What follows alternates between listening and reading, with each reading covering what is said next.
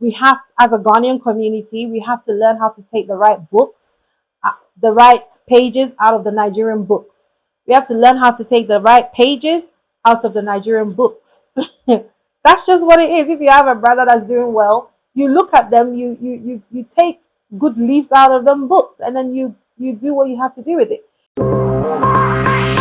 Get ready, brace up for spunky new exclusive right here on this channel with Pan-African content, editorials, TJ's Kitchen, music video dissection, interviews, live session, movie breakdown, music, and more right here on this channel. What's up, people? My name is Ohemaa Blondie. Yes. The blonde, because obviously, over here. I'm just joking. But no, today I am in TJ Studios.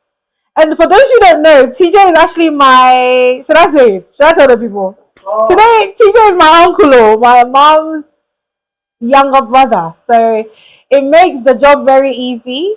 But no, today I'm here to do like a quick discussion on why Ghana is normally or typically fixated on Nigeria's musical success. When it comes to Afrobeat, it's almost as if us Ghanaians, we have an obsession with Nigeria.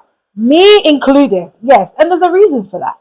The reason why maybe somebody might say Ghanaians are fixated on Nigerians is because Nigerians have audacity. Nigerians are more daring. Nigerians are bold. They are different in so many ways, very business minded. And I'm not saying Ghanaians are not. We are to a certain degree. But there's so much that Ghanaians lack. We are more timid. We are more, we care a lot about what people would think about us.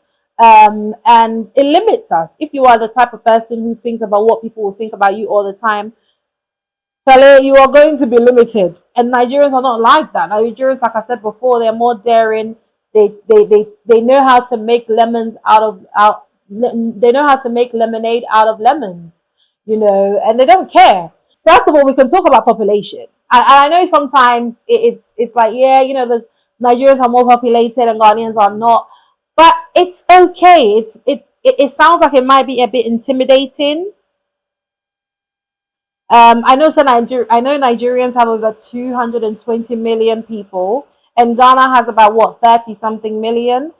However, it's what you do with what you have. What are you doing with what you have? And I know we can also talk about the media and the hype machine that people call it. Yes, by all means, there's more money, there's more businesses to invest in when it comes to Nigeria. But I think in Ghana, there is the big chairmen that could literally invest in the artists, but they find that it's not investable. Like, the artists are not investable because the sound that's coming out of Ghana right now, no, yes, by all means, it's good. There's incredibly talented cats in Ghana. Don't get me wrong, but like I said, it's the daring factor. It's the going all the way with the craft, pushing through barriers. And one thing as well, majority of these artists, they come to Nigeria. They come from Nigeria, and they tap into the international market to go global.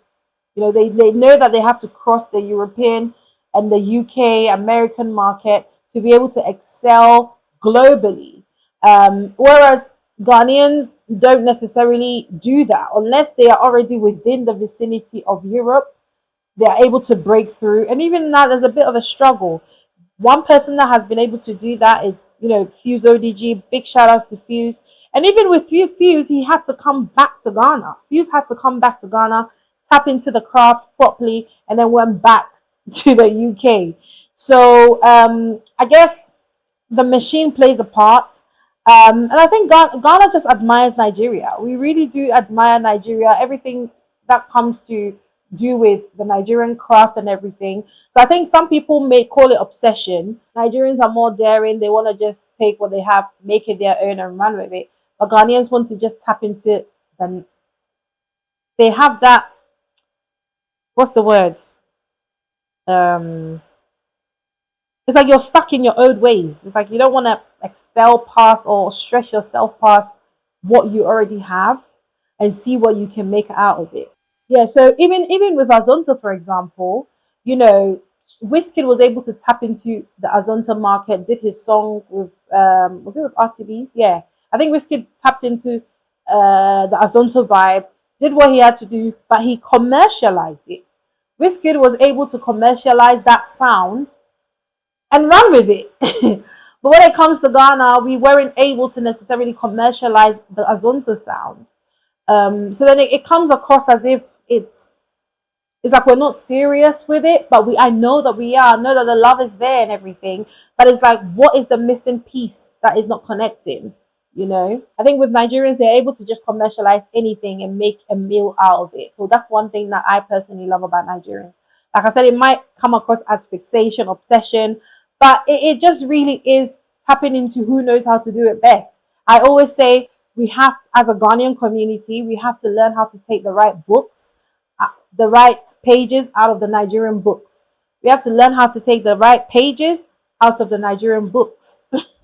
That's just what it is. If you have a brother that's doing well, you look at them, you take good leaves out of them books, and then you do what you have to do with it. Especially with the music world, everything is copying anyway. There's nothing new under the sun right now. But it's a matter of how are you able to make it original in your own way? How are you able to make it authentic, so that it doesn't come off as copycatty type of vibe? Also in the UK, Nigerian artists are able to dominate the Afrobeat scene. Don't ask me why, it just happens. There's Tanzania, you know, there's Diamond Platinum, he's doing incredibly well. And there's other areas of, I guess, African music that is also excelling. But if we're calling a spade, the Nigerians are dominating. That's just what it is. That's just the truth. So in short, Afrobeat in the UK is thriving simply because of that diasporic fusion that's going on. And London obviously is a cultural hub, and there's a lot of Nigerians in London. So when you add those three together, it creates that big bang experience, or that feel that makes it obvious that Nigerians are dominating. So I would say that Ghana's fixation stems from size, influence, and rivalry. Get ready, brace up for spanking new exclusive right here on this channel with Pan-African content, editorials, TJ's Kitchen, music video dissection, interviews, live session, movie breakdown, music, and more right here on this channel.